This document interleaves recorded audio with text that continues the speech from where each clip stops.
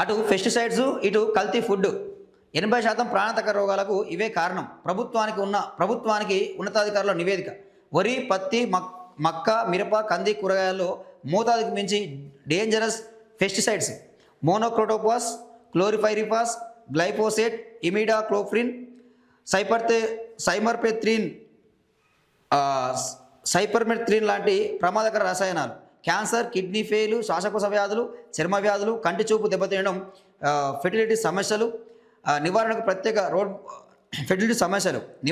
ప్రత్యేక road map అమలు చేయాలని సర్కారు సిఫారసు అంటూ చూస్తున్నాం. ఇక్కడ ఏంటంటే ఇటు పెస్టిసైడ్స్, అటు కల్తీ ఫుడ్, ఈ రెండు తీసుకోవడం వల్ల ఎక్కువగా ప్రజలకు కిడ్నీకి సంబంధించిన వ్యాధులు, అదేవిధంగా క్యాన్సర్ సంబంధించిన వ్యాధులు, అదేవిధంగా ఫెర్టిలిటీ సంబంధించిన సమస్యలు కూడా ఎక్కువైతే ఉండడం, అంటే సంతానం కలగకపోవడం. సో ఇలాంటివి దేనివల్ల అవుతున్నాయంటే ఇలాంటి పెస్టిసైడ్స్ వాడడం, కల్తీ ఫుడ్ వాడడం. మరి ఏం చేస్తున్నట్టు ప్రభుత్వం? ఈ ప్రభుత్వాలు ఏం చేస్తున్నట్టు? ప్రజల ఆరోగ్యం ఈ విధంగా దెబ్బతింటూ ఉంటే ఎందుకు పర్మిషన్లు ఇస్తూ ఉన్నాయి? ఇష్టం వచ్చిన ఇప్పుడు హానికరమైన పెస్టిసైడ్స్కు పర్మిషన్ ఇచ్చేది ఎవరండి? ఎందుకు ఈ పర్మిషన్లు ఇస్తూ ఉన్నారు?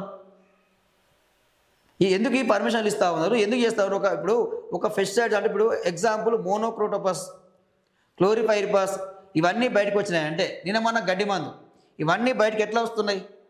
ఈ డ్రగ్ కంట్రోల్ అథారిటీ ఏం చేస్తున్నట్టు ఈ అధికారులు? అంటే వీరు వాస్తవం చెప్పాలంటే వీళ్ళు లంచం తీసుకొని వీరికి పర్మిషన్లు ఇస్తూ ఉన్నారు.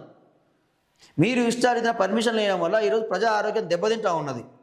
ఇక కల్తీ ఫుడ్, ఇది చాలా దారుణమైన విషయం. ఇక నూనె కలితే, పాలు కలితే, పప్పులు కలితే, నిత్యావసర సరుకులు మొత్తం కలితే అవుతుంది. అల్లం వెల్లుల్లి పేస్ట్ కల్తీ, ప్రతి ఒక్క వస్తువు కల్తీ అవుతూ ఉన్నది. దాంతో ప్రజల ఆరోగ్యాలు, చర్మ వ్యాధులు వస్తున్నాయి, కంటి చూపు దెబ్బతినడం. సో ఇవన్నీ ప్రభుత్వం దీని మీద సరైన నిర్ణయం తీసుకోవాల్సిన అవసరం అయితే ఉన్నది. ఇక్కడ ఏముండదండి, ఇక్కడ విషయం ఏంటంటే ఈ అధికారులు వస్తారు, ఇక ఫుడ్ సేఫ్టీ అధికారులు వస్తారు ఒకరోజు ఏదో ఒక హోటల్ మీద పడతారు. సో అందులో ఇక కల్తీ జరిగిందని చెప్పి దాన్ని సీజ్ చేయడమా, సో దాని మీద ఒక యాక్షన్ తీసుకుంటారు, పోతారు, ఇక మళ్ళీ కనపడరు ఇక. కానీ ఇది ఒక్కరోజు పని కాదు, ఒక్క హోటల్ మీదనో ఒకదాని మీదనో మీరు వచ్చి తనిఖీలు చేయడం కాదు, మొత్తం చేయాలి. ఇది ప్రతిరోజు ఉండాలి ఈ విధానం. అప్పుడే ప్రజా ఆరోగ్యం కాపాడాల్సిన బాధ్యత ప్రభుత్వం తీసుకోవాలా. సో దీని మీద తెలంగాణ ప్రభుత్వం కొత్త చట్టం తీసుకొచ్చింది. సో దాన్ని ఇంప్లిమెంట్ చేయాలి, చట్టాలు తీసుకురావడం కాదు. కల్తీ నివారణ మీద ఒక చట్టం తీసుకొచ్చింది, సో దాన్ని ఇంప్లిమెంట్ చేయాలి.